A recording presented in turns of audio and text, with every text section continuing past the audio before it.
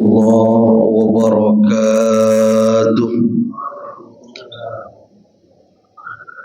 الفاتحة لسيد الأعراب والأعجم وهدية للمؤلف ومشايخنا وأصولنا الكرام ولفتوح العلم خير والحكم. الفاتحة. أعوذ بالله من الشيطان الرجيم. بسم الله الرحمن الرحيم. الحمد لله رب العالمين الرحمن الرحيم مالك يوم الدين إياك نعبد وإياك نستعين اهدنا الصراط المستقيم صراط الذين أنعمت عليهم غير المغضوب عليهم ولا الضالين آمين. Bismillah walhamdulillah wassalatu wassalamu ala rasulillah Muhammad ibni Abdillah wa ala alihi wa sahbihi wa mawala. Amma ba'du wa'lamu anna an-nabiyya sallallahu alaihi wasallam qala la yanbaghi lil 'alimi an yaskuta 'an 'ilmihi wa la yanbaghi lil jahili an yaskuta 'an jahlihi. Wa bisanadil muttasili ila al-imam al-muallifi rahimahullahu ta'ala wa 'ada'an naf'a bihi wa bi'ulumihi wa bikum fid daraini amin. Qala Babul Qasbi. Ini bab yang menjelaskan tentang gosok. An Sa'id bin Zaid radhiyallahu anhuma. Satu riwayat hadis melalui jalur sahabat Sa'id bin Zaid, semoga Allah meridhai kepada keduanya. Anna Rasulullah sallallahu alaihi wasallam qala, bahwasannya Nabi kita Muhammad sallallahu alaihi wasallam bersabda, man i'tata'a, man siapa orang, iktata'a yang mengambil, yang menguasai, shibran satu jengkal saja, minal ardi daripada tanah, zulman secara zalim, tawwaqahullahu maka Allah akan mengalungkan iyahu kepada dirinya, yaumal qiyamati pada nanti hari kiamat, min sab'i ardina daripada 7 lapis bumi. Muttafaqun alaih, meriwayatkan hadis ini oleh Imam Bukhari dan Imam Muslim. Jamaah yang dimuliakan Allah subhanahu wa ta'ala, puji syukur sama-sama kita panjatkan kehadirat Allah subhanahu wa ta'ala yang masih mengkaruniakan kepada kita dengan beribu-ribu nikmat, bahkan berjuta-juta nikmat. Dengan nikmat yang Allah berikan kepada kita, baik berupa nikmat iman, nikmat Islam, terlebih nikmat sehat wal afiyah. Alhamdulillah Allah subhanahu wa ta'ala memperkenankan kita untuk bisa hadir duduk di tempat yang penuh keberkahan ini. Mudah-mudahan hadirnya kita menjadi obat buat kita, hadirnya kita menjadi wasilah akan turunnya keberkahan dari Allah subhanahu wa ta'ala. Amin ya rabbal alamin. Jamaah yang dimuliakan Allah, kita lanjutkan kajian hadis ahkam kita yang sudah sampai kepada bab yang menjelaskan tentang gosok. Ini bab yang masyhur dipelajari bahkan di kalangan pesantren, yang dijadikan atensi ini tentang bab gosok. Apa itu gosok? Kata ulama, yang namanya gosok itu akhdhu malil ghairi bi ghairi haqqin, menguasai harta orang lain dengan cara paksa. Entah menguasainya itu untuk memilikinya atau hanya sekedar mengambil manfaat saja. Mengambil manfaat dari barang orang lain tanpa izin, apalagi berniat menguasainya, maka itulah yang disebut dengan gosok namanya. Nyopet. Tahu nyopet? Ilmu dua jari itu namanya nyopet. Nyopet itu ngambil barang orang lain, dikuasain, bighairil haq. Ini gosok. Ini gosok yang niatnya ngambil barang orang lain kita milikin. Tapi sekalipun tidak niat untuk memilikin, tapi kita ambil tanpa izin, cuma manfaatnya kita ambil, udah gosok. Sendal siapa nih?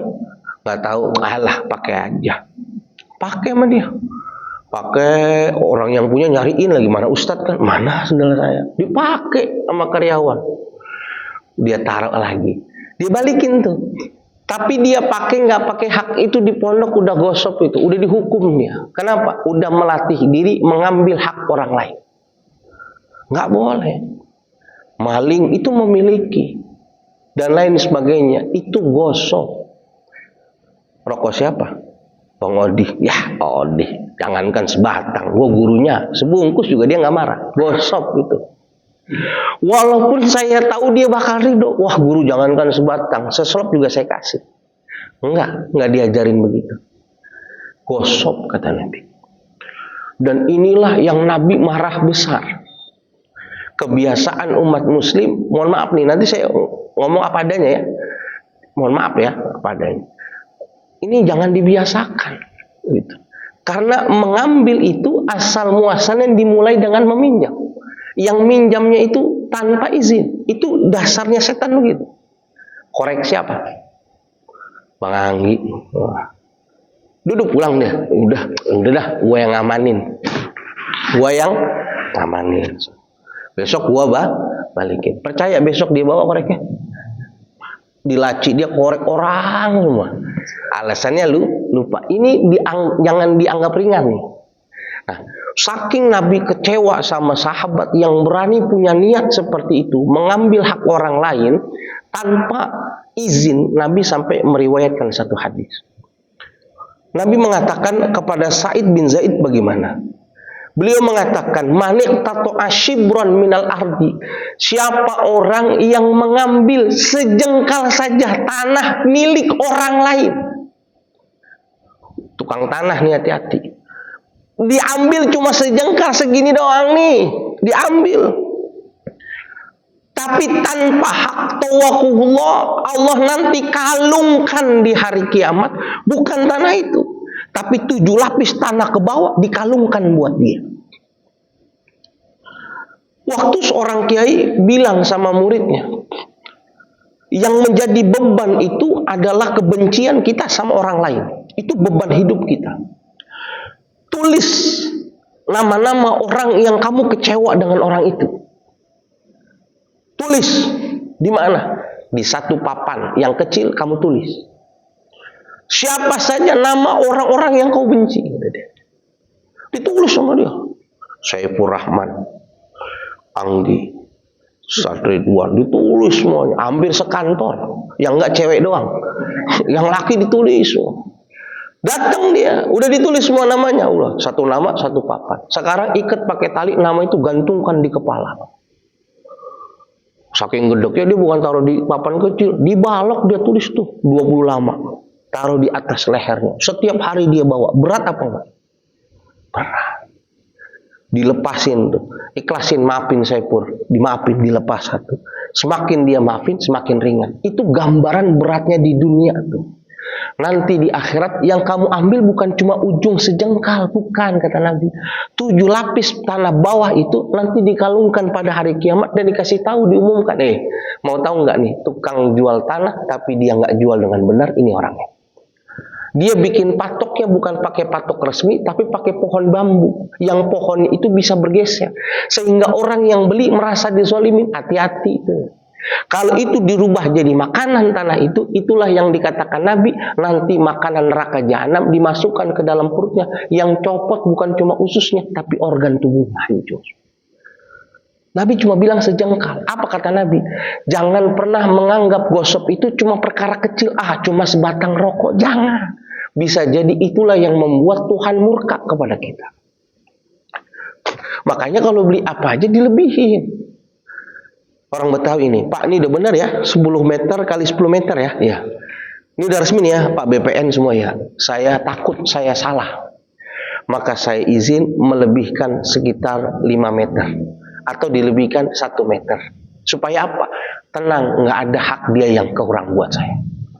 Itu yang benar, bukan diakal-akali. Ngukurnya pakai mata. Ya mata bisa ngecil dia. Ini udah berlaku bukan ini. Sampai orang tua saya itu, ini saya ngomong berita asli, orang tua saya itu sampai kecewa gitu. Orangnya masih hidup, tapi bisa merubah arah tanah, bisa dirubah.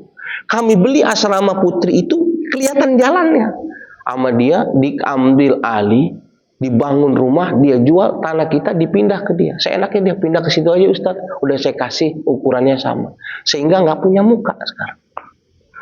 Orangnya masih hidup. Waktu dia minta jual, dia bilang saya jual ada mukanya. Udah ada tulisannya. Ini masih hidup udah ditampakin. Saya nggak kebayang matinya kayak apa. Nggak boleh. Ini kenapa Nabi contohkannya tanah? Karena ini yang sering nih orang gampangin. Tanah nggak dipakai, main diuruk aja bang. Dipakai gitu. Dipakai tanah orang jadi sepiteng dan lain sebagainya. Ini dosa nih. Gak boleh dia. Kenapa? Menggunakan benda orang lain tanpa izin. Apalagi niat mau menguasai. Ini Islam tuh. Bahkan kalau hadis ini di kacamata ulama-ulama mutasawif mengatakan bukan dikalungkan. Nanti kuburan dia yang 2 kali 1, 7 lapis bumi ditimpakan buat dia, dipendemin sama Allah. Bentuk apa? Siksaan nih tanah di dunia yang kau ambil nih habis. Bisa dipahami. Kenapa Nabi bilang min sampai ardin 7 lapis bumi? Kenapa? Orang kalau beli tanah di sini, ini berlaku bukan cuma atasnya doang, sampai ke bawah lapis bumi itu punya dia. Nggak boleh kita, rumah kita di sini, rumah di sini, kita ngebor air nembus ke rumah dia, itu di bawah tanah. Dia juga nggak tahu, haram hukumnya. 7 lapis bumi ke bawah itu milik orang yang punya tanah. Jangan ambil manfaat sedikit pun kecuali izin kita sama dia. Pak, saya minta tolong nih. Tempat saya ini, mohon maaf, airnya sedikit. Tempat Bapak airnya banyak. Boleh nggak saya ngambil intifadah, nyerok air dari tanah Bapak, tapi paralonnya dari rumah saya. Nanti kedalaman 20 meter, saya izin ke kanan, belok tanah Bapak ngambil di situ. Bareng-bareng Pak, beda mesin doang. Dia bilang boleh, halal. Enggak boleh. Mana dia tahu kan kita galinya 20 meter, dosa gitu. Nabi ngingetin tanah sejengkal sampai 7 lapis ke bawah itu punya orang lain. Jangan ada niat ngambil sedikit pun. Itu jadi gosok. Masuk antum nanti kalau punya usaha bang, jangan asal itu. Tanah siapa tuh? Nggak tahu. Pasang pelangannya, pasang. Pengobatan Ustaz Saifur Rahman gitu. Pasang tuh pelang dia pakai besi, nggak boleh. Nanti dijelaskan pada seperti itu. Harus izin, itu kan bukan tanah kita. Bayangin bagaimana kalau kita yang kerja keras, kita yang bayar itu tanah, tapi yang pakai orang lain, pasti kecewa. Jangan, mana tiangnya gede banget lagi Bang Ipo kayak sutet bikinnya, jangan. Ya, jangan dibilang ini mah biasa, enggak. Di kampung kami Parung itu, waduh, ada tanaman yang nggak bisa dipotong dan langsung tinggi dia. Terbuatnya dari coran, kalau nggak dari besi itu. Tanamannya tinggi-tinggi, maka dia nggak pakai ngomong tuh. Tanamannya tinggi, tapi langsung tinggi gitu, keras itu. Itu saya nggak tahu kapan itu nanamnya. Tiba-tiba udah ada, nggak boleh. Kalau nanti orang yang punya tanah itu nggak terima, suruh geser, dia geser, punya hak. Sekarang tanahannya di sini, dia punya pohon mangga di sini. Ini pohon mangganya di sini nih. Buahnya ke sini nih, ngelewat tanah orang. Ini mangganya punya siapa? Ya punya yang ini. Tapi kan buahnya di tanah saya, akarnya di mana? Jangan. Nah, sepatutnya yang punya tanah di sini jangan sampai ngotorin rumah ini. Udah tanahnya ngelebihin tanah orang lain, buahnya pas panen kagak dibagi, cuma sampahnya doang. Disumpahin nggak begitu? Ngaji doang. Satu biji pun rambutan kagak dibawain, aneh. Nah, ini masyarakat, jangan. Jadi kalau abang udah ukur rumah abang ukuran 21, ditanya ini, jangan nanya lebihannya kemana pak, yang ahuk paku pasung, jangan tanya. Itu udah zolim. Beli yang sesuai tanah abang aja, jangan ikut-ikutan yang itu. Ente manfaatin yang bukan tanah ente, jadi haram hukum. Jadi sekarang jangan biasain. Pasang plang, sewa tanahnya. Berapa pak saya sewa tanahnya? Berapa? 1 meter kali 1 meter aja. Atau enggak sejengkal kali sejengkal. Wah itu mah nggak usah pakai izin. Beneran nih. Nah, jangan. Saya gali, saya bayar. Udah. Saya kontrak setahun 1 juta. Lebih amat. Yang kena ridho. Waktu besok dia mau bangun gerbang, dia tinggal ngomong, Pur, digeser ya ininya, enak. Jangan rumah orang depan pintu mobil garasi. Ini di sebelah sininya nih, ini ujung gerbangnya. Jadi tiangnya di tengah pintu, mobil nggak bisa masuk. Digergaji beton, diturunin kabelnya banyak banget. Ini jangan, nggak boleh, harus izin. Ini saya ngomong yang lain ya, itu paham banget ya. Main lah kakak, ya, jangan. Kan nanti kita kan di bawah semua kan. Jangan. Saya ngomongnya orang yang mau usaha ya, jangan. Saya dulu malu bikin pelang nggak izin. Karena kami dulu menunjukin arah. Waktu pelang kami diturunin, kami sadar, oh iya, walaupun itu maulid Nabi nunjukin arah ke sana, itu harus izin. Maulid Nabi dari jalanan supaya nggak nyasar. Waktu pelang itu diturunin sebelum acara, saya sadar, oh iya saya salah. Kenapa? Saya nggak izin waktu itu. Saya samperin dulu, ini tanahnya siapa? Saya pak. Boleh nggak maulid Nabi saya pasang pelang? Boleh pak, nggak apa-apa. Itu kan nabinya nabi kita juga. Bagus dah. Nabinya nabi kita juga. Kali dia Nabi Isa kan nabinya kan gitu. Oh ya udah saya. Tapi ada yang nggak mau. Jangan pak Ustaz. Kenapa? Ini belah sono aja. Ada. Dan itu nggak boleh kita paksa. Jangan bilang astagfirullah umat Nabi Muhammad kayak ente inilah nanti. Enggak. Ini kita ngomongin hak. Paham? Nah, dikuatkan oleh hadis berikutnya nih. Oh belum, nanti hadis berikutnya belum. Nah ini hadis yang kedua dulu. Wa an Anasin radhiyallahu anhu, dan diceritakan dari sahabat Anas, semoga Allah meridhoi kepada beliau. Anna Nabi sallallahu alaihi wasallam, bahwasannya Nabi kita Muhammad sallallahu alaihi wasallam kana inda ba'di nisaihi, adalah Nabi pernah berada di rumah salah satu istrinya. Nabi bersama sahabat, salah satunya sahabat Anas ikut Nabi ke salah satu rumah istri Nabi. Kita udah maklum, Nabi istrinya tidak satu. Jadi aturannya kalau orang punya istri lebih dari satu, dia harus punya kesepakatan hari ini di mana. Harus jelas, nggak boleh ngumpet-ngumpet. Jangan yang tua 6 hari, yang ini 1 hari. Zolim nih, walaupun dia bilang pertamanya dia ridho, nggak boleh. Jadi kalau mau poligami harus dua-duanya tahu. Bang Gi, paham? Harus dua-duanya tahu. Jadi jangan dibilang hari Kamis kemana, saya nggak tahu, nggak boleh. Harus ngomong. Walaupun ada ulama yang menggampangkan, itu mah hak laki-laki, terserah. Tapi ini Nabi nih. Nabi membagi harinya buat istri-istri Nabi. Dan Anas lagi bersama Nabi di salah satu rumah istrinya. Siapa? Diumpetin namanya. Aslinya diumpetin. Kenapa? Kalau berbicara tentang sesuatu etika yang tidak pantas, jangan sebutin namanya. Ambil saja pelajaran. Di dalam Al-Quran itu begitu. Kalau diceritakan disebut namanya langsung, biasanya berita itu adalah kebaikan dan berita itu tidak akan pernah terulang lagi. Pertama Siti Maryam, itu nama asli. Kenapa disebutkan nama asli? Karena dia waliyun min auliyaillah, satu-satunya sampel perempuan yang bisa melahirkan anak tanpa ada suami. Ini namanya Maryam. Sampai hari kiamat nggak bakal ada lagi yang begitu. Yusuf yang ketampanannya sampai luar biasa, qata'na aydiyahunna, orang yang lihat tangannya kepotong-potong saking gantengnya. Nih Nabi Yusuf. Sulaiman orang yang paling kaya raya, nggak ada lagi yang bisa ngalahin. Tetapi kalau pelaku keburukan itu pasti disamarkan. Kalaupun disebutkan namanya, bukan nama aslinya. Abu Lahab itu bukan nama aslinya. Nama aslinya Abdul Uzza. Kenapa disamarkan dengan nama Abu Lahab? Karena orang yang melakukan kejahatan di dalam Al-Quran, kejahatan yang dilakukannya itu nanti pasti berulang kembali pada masa-masa berikutnya. Ada nggak sekarang orang yang nggak menyembah Tuhan? Yang menyembah patung ada nggak? Makan yang haram ada nggak? Ada. Ini perilaku Abu Lahab. Itu ada. Fir'aun ada nggak pemimpin yang zalim? Ada disebutkan, tapi bukan nama aslinya. Jadi kita kalau mengambil pelajaran dari orang yang berperilaku buruk, jangan sebutin namanya.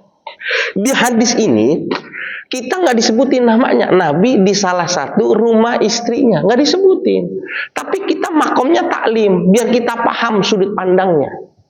Ulama bersepakat lagi di rumahnya Aisyah ini. Nabi lagi mengunjungi rumahnya Aisyah karena memang gilirannya Siti Aisyah.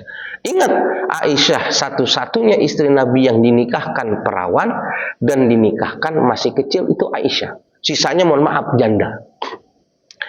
Maka apa yang terjadi? Fa arsalat ihda ummahatil mu'minin ma'a khadimilaha biqas'atin fiha ta'am. Waktu tahu Nabi lagi di rumah daripada Siti Aisyah, fa arsalat ihda ummahatil mu'minin, maka salah satu dari istri Nabi yang lain, ummahatil mu'minin, ibunya orang-orang beriman. Kenapa istri Nabi dikatakan ummahatil mu'minin? Karena orang yang pernah menikah dengan Nabi setelah Nabi meninggal, ini istri Nabi nggak ada yang berani menikahkan. Jadi orang yang sudah menikah sama Nabi, Aisyah nih, nggak ada istilah jandanya Nabi dinikahin siapa, nggak ada. Makanya ummahatul mukminin. Kalau janda kita ada yang ngambil nggak kira-kira? Udah ngantri belum mati aja kita disumpahin mati. Ini ummahatul mukmin, istri-istri Nabi yang tidak dinikahkan oleh orang lain setelah menikah dengan Nabi. Nah, waktu Nabi di rumah Siti Aisyah, salah satu istri Nabi yang lain nyuruh pembantunya buat apa? Because atifiha ta'amun, untuk ngirimin sepiring makanan. Oh, Nabi lagi di rumah Aisyah ya? Iya. Tolong dong nih, saya habis masak. Di sono kan lagi banyak teman-teman Nabi tuh, nih bawain gitu. Nabi kan demen banget nih sama kue ini. Bawain nih risoles. Ini yang ada udangnya nih. Ini beda nih, Mak. Yang ini biasanya kan telur sama mayones. Ini dibawain. Dibawain tuh. Tapi bukan giliran dia, giliran istrinya. Dan itu udah biasa, dan Nabi menerima. Maka boleh seorang madu mengirimkan makanan kepada suaminya di tempat madu yang lain, boleh. Kalau dilarang, Nabi menolak, berarti nggak boleh. Kalau lagi di posko A, posko B nggak boleh ikut campur. Tapi ini nggak, Nabi di rumahnya Hafsah dikirimin, lagi di rumahnya Zainab dikirimin, boleh. Apalagi Nabi lagi ada tamu di situ. Tapi karena yang ngirim istri Nabi lagi di rumah Aisyah, Aisyah merasa ini kan rumah saya, yang harus menyambut Nabi itu saya dong, yang nyambut sahabat Nabi saya kan rumah saya. Kenapa empok ngirim juga, ya kan gitu kan? Maka di sini apa? Fadorobat biyadiha pakasorat kos'ata. Maka fadorobat biyadiha. Waktu dikasih sama Nabi, Neng, nih risol dibawain nih. Yang ngirimin namanya Zainab bin Jahsi. Dikirimin nama Po Zainab itu. Itu diambil sama Aisyah, entah gimana pecah jatuh. Piringnya tuh cang gitu. Ya mungkin Nabi paham kali Aisyah mungkin gitu ada rasa cemburunya. Cemburu bukan kesel, karena syiddatil mahabbah, benar-benar cinta. Harusnya kan hari ini aku yang layanin Nabi, kenapa lu juga ngirimin cipopo? Nggak ngerti banget ya. Jatuh tuh piring yang ada makanannya. Wah. Nabi marah? Enggak. Waktu jatuh Nabi paham. Maka lanjutannya fadhammaha. Nabi mengumpulkan tuh makanan-makanan yang tadi jatuh. Risol yang masih dibungkus diambilin sama Nabi.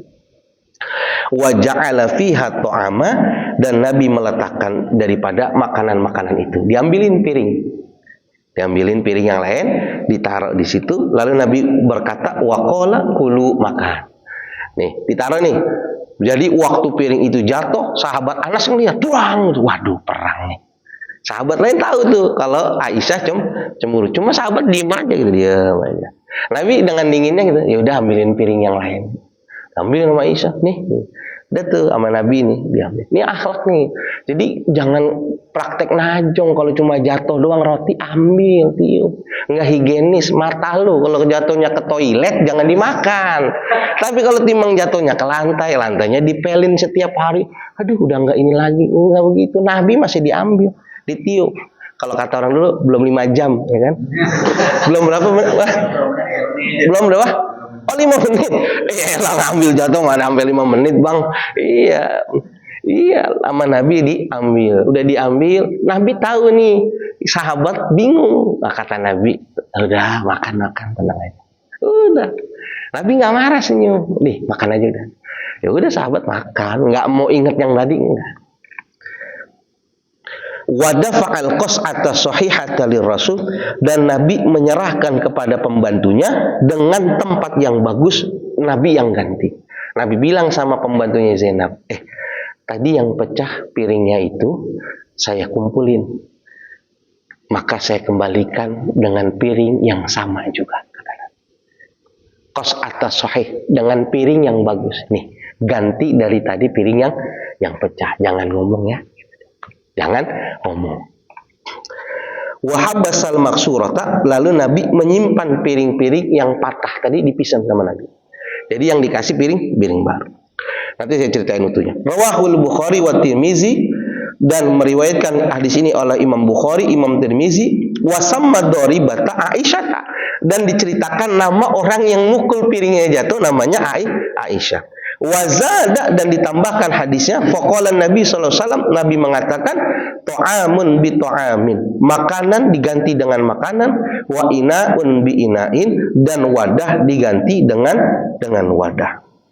Jadi Nabi mau mengajarkan begini, pertama, punya tanggung jawab kepada barang orang milik lain, itu punya tanggung jawab, kata Nabi. Kalau kau peminjam sesuatu, lalu sesuatu itu rusak, ganti sesuai apa yang kau pinjam. Kau tadi itu diberi hadiah, ada piringnya. Waktu piringnya pecah, ganti piring itu. Jangan kau lihat, cuma begini, enggak, ganti. Kalau kau dikasih makanan, lalu kau dipinjamkan makanan, atau makanan itu rusak, ganti dengan makanan. Jangan sampai ada harta barang milik orang lain, harta istri kita di tempat yang lain yang rusak gara-gara kita nggak diganti, nggak boleh.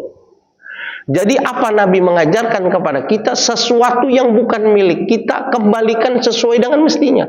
Kan piringnya harus dikembalikan kan, nggak boleh ditaruh di situ, kita kembalikan. Orang Betawi tanya, nih nampannya gimana nampannya? Udah Ustadz, bawa pulang aja, emang hadiah, dibawa pulang. Kalau dia nggak bilang suruh bawa pulang, besok nampan dikembaliin. Ini Bang Anggi nampan kemarin makan nasi kembali, aku dibawa lagi. Ya lu kagak bilang sama nampan-nampannya. Dibilang disilakan Ustaz dimakan nasinya, nampannya nggak disuruh. Harusnya dikasih. Emang bener, ini orang Betawi begitu. Jadi kalau ngomong bener-bener dikasih, Kiai nih Ustaz, uang amplop. Apaan ini? Buat hadiah Ustaz, buat beli sabun. Iya 500.000 dibeliin sabun semua sama dia. Kenapa disuruhin buat beli? Lu jangan beli sabun, ada lagi buat beli permen. Anak masa 1 juta buat beli permen? Ya ompong anak gua bukan permen dulu. Makanya kalau ngomong nggak hadiah buat Ustaz, kalau nggak ya udah diem aja Ustaz. Hadiah udah, jangan pakai embel-embel, nggak enak, jangan. Ustaznya jadi ngartinya benar. Nih Ustaz buat ongkos bensin, ya udah buat beli bensin ya. Dan ini memang kenyataan. Jadi abang boleh ketawa, nanti saya sebutin nama kiainya yang apik semua. Jadi ada yang seperti itu. Nabi ngajarin begitu. Barang yang udah rusak ganti, makanan yang udah rusak ganti. Jangan sampai nggak diganti. Cemburu itu biasa. Yang penting nggak boleh cemburu buta. Ini karena syiddatul mahabbahnya nanti. Nah, barang, nih pelajarannya. Barang kalau sudah diganti, maka barang yang sudah diganti itu milik orang yang mengganti. Nggak boleh dimilikin dua-duanya. Mobil tabrak sama sepeda motor, brak. Mobilnya minta ganti. Digantilah. Maka barang yang udah diganti, ya diambil. Jangan dibawa dua-duanya, kan udah gua ganti barangnya. Jangan ini kan mobil saya yang ditabrak, itu mah dia yang ganti. Nggak boleh begitu. Jam rusak, kita ganti jamnya. Kalau nggak bisa diganti dengan bentuk yang sama, kimahnya harganya lebih. Bang, jamnya pinjem ya, yang gisok, yang dipakai asli sama Hidotoshi Nakata ada nggak dulu pemain Jepang? Aduh nih, saat pakai lah, dipakai sama saya. Lagi saya pakai, lagi saya tunjukin lampunya, pas saya nyalain kagak nyala lampunya. Padahal di kantor tuh keluar tuh gambar ikan pausnya. Pas saya nyalain nggak keluar. Maka saya merasa salah dong. Saya cari tuh jam yang sama, yang tipe sama, nggak ada. Maka saya ganti kimahnya, bang. Lampunya mati nih, ini. Berapa harga jamnya, bang? 2 juta. Waktu saya ganti 2 juta, udah uangnya ambil, jamnya punya saya, jangan diambil lagi jamnya. Ini kan emang dasarnya punya saya, Ustaz. Ya nggak bisa, kan udah diganti di situ. Nah, barang yang pecah tadi sama Nabi, kenapa dikumpulin? Ini ulama fikih.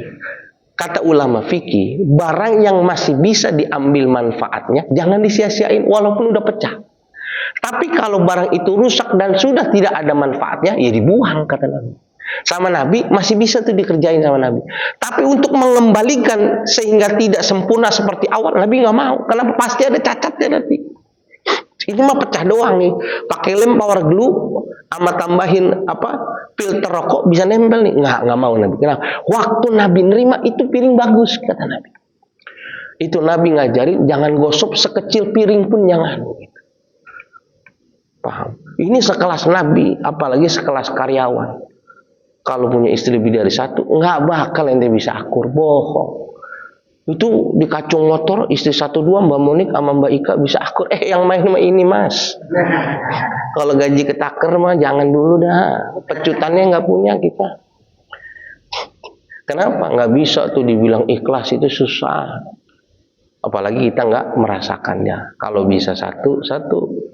Kalau bisa 2 belum. Main 2-2 direkam tuh. Enggak, udah cukup aja 1 dah ya. 1 juga nggak habis habis. Nah, ini baru muqaddimah tentang jangan sampai kebiasaan buruk yang sudah ada di lingkungan kita berlaku buat kita. Kalau Bang Ipul diminta ACC untuk nanam di situ dan itu tidak bunyi, jangan di ACC. Cari orangnya dulu. Jangan sampai ada tanda tangan kita nanam pohon di situ yang langsung tinggi dan itu di tanah orang lain. Jangan di ACC. Kenapa? Itu hak orang lain. Kalau nanti ente lihat itu ternyata pohon tumbang, ente nggak boleh marah. Kenapa? Nanti dijelasin hadis berikut. Ente nanamnya nggak ada hak di situ. Jangan di ACC. Harus izin. Walaupun cuma masang kuping doang, nempel di tembok, nanti ada yang masang kuping dijepit doang. Jangan. Tetap nggak boleh. Bisa dipahami? Nah, ini lagi yang saya pengen bilang. Termasuk kalau antum mau pasang jemuran tuh, bukan jemuran dah, itu sebenarnya kabel itu. Kan lintang tuh. Nggak boleh. 7 lapis langit, 7 lapis bumi itu udah tanya saya gitu. Jadi nggak boleh tuh tanah punya kabelnya di sini nih, ngelewatin tanah kita, nggak boleh. Dia harus izin tuh. Makanya ini kan perkara yang nggak kecil gitu. Nah, saya nggak bilang semua yang udah jadi itu salah, nggak. Yang mulai dari kita dah. Yang lain mah terserah urusannya. Itu mah urusan besar. Mudah-mudahan nanti benar bagus presidennya, kabel di bawah semua, izin semua, aman semua. Cuma kan kita punya pasal tersendiri ya. Yang inilah pasal ini yang agraria ini ya udah hukum final negara. Jadi tanah dan bumi, harta yang ada di dalamnya dimiliki dan dikuasai oleh. Nah udah itu udah selesai tuh. Kita udah final itu. Jadi kita yang tinggal di Indonesia, maka yang disebut tanah kepemilikan kita yang nggak sampai 7 lapis bumi. Kalau 7 lapis tanah itu kita beli ternyata ada minyaknya, itu udah punya negara, udah bukan punya kita. Tapi nanti kita ketemu satu daerah yang tidak dimiliki oleh negara tuh.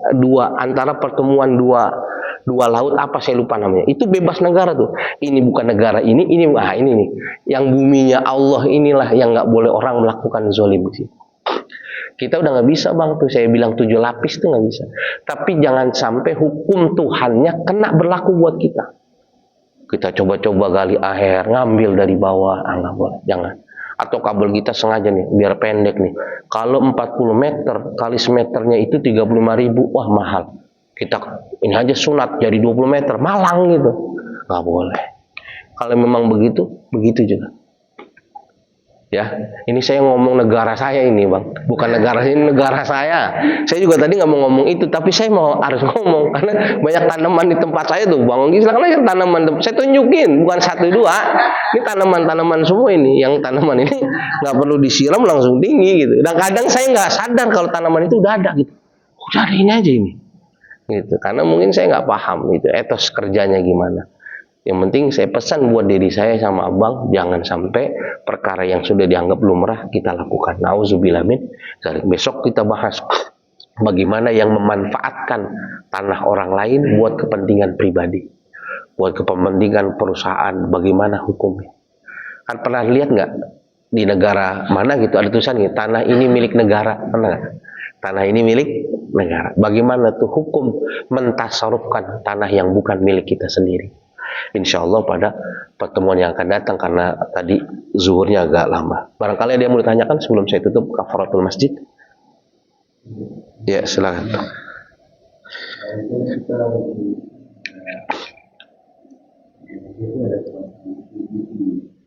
Di mana?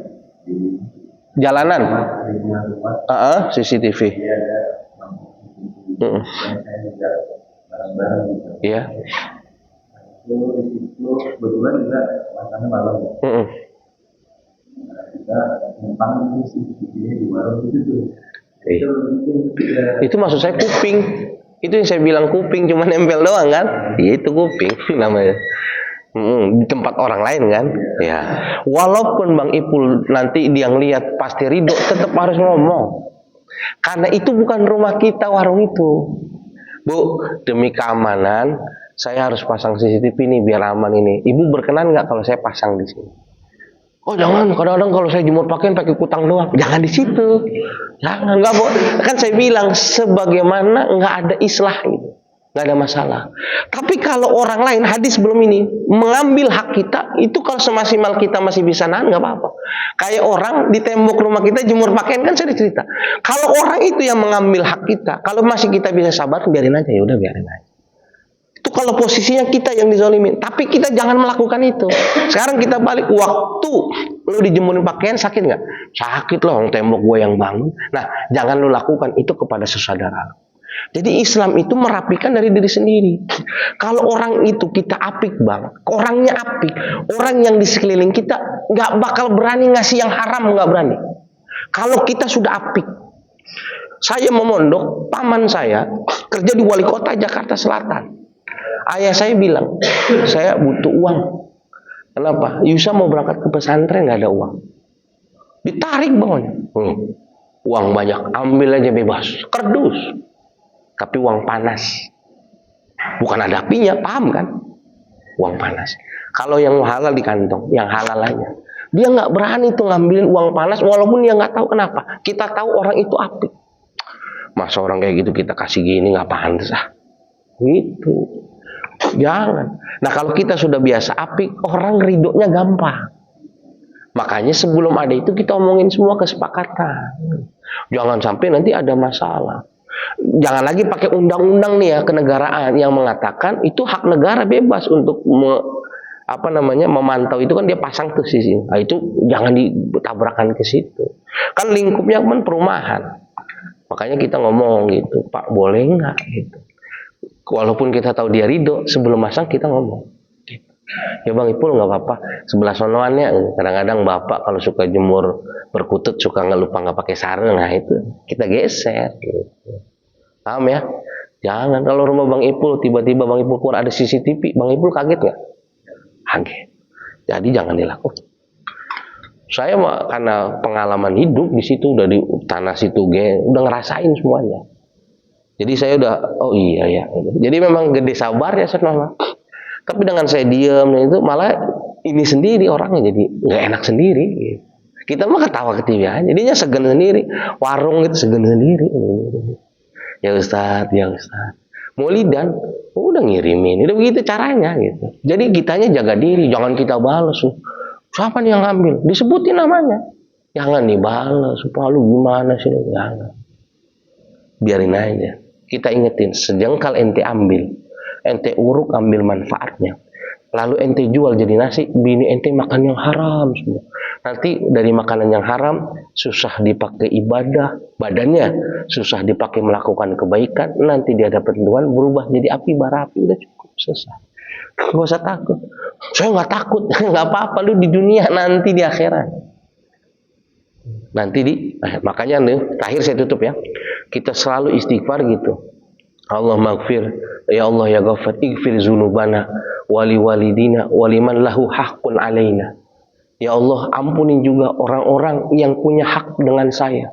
Mungkin saya pernah zalim sama dia, saya belum bisa minta maaf ya Allah. Saya minta di dunia, minta keikhlasannya, waliman lahu haqqun alaina ya Allah.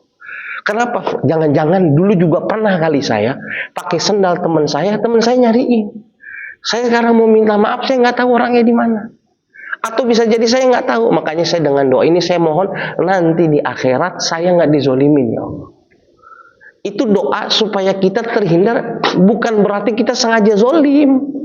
Kadang-kadang kita nggak sengaja, ternyata itu zolim. Waktu kita ambil itu, bilang dah Bang Odi ke saya, oh, Bang Anggi mah bawa rokok cuma 2 batang, 3 batang. Tuh 3 batang sampai besok masih utuh tuh rokok saya mulu ya. Padahal kita kan nggak nyangka nih teman kita nih yang beraknya kadang kita bareng sama dia ngantri gitu. Nah itu yang kadang itu yang kita waliman lahu haqqun alaina itu. Maka jangan dari sekarang jangan. Saya tahu nih punya saya. Gitu. Sampai ada ulama dia nggak mau minum sebelum dikasih guru silakan diminum, baru dia minum. Karena air yang di atas meja belum tentu milik punya dia. Nanti panjang lagi saya ceritakan Sayyidina Umar. Jangan sampai dia yakin ini punya dia haknya baru dia minum. Apalagi ngurusin hak orang lain. Tapi terserah ya Bang Ipul mau dicopot atau enggak itu urusan Bang Ipul. Lebih baik minta keikhlasan sama warung tersebut. Dia minta kompensasi, kasih kopi liong sebungkus. Jangan. Ada lagi? Cukup ya, mudah-mudahan kita bisa bertemu pada pertemuan yang akan datang. Subhanakallahumma bihamdi asyhadu an la ilaha illa anta astaghfiruka wa atubu ilaik. Assalamualaikum warahmatullahi wabarakatuh.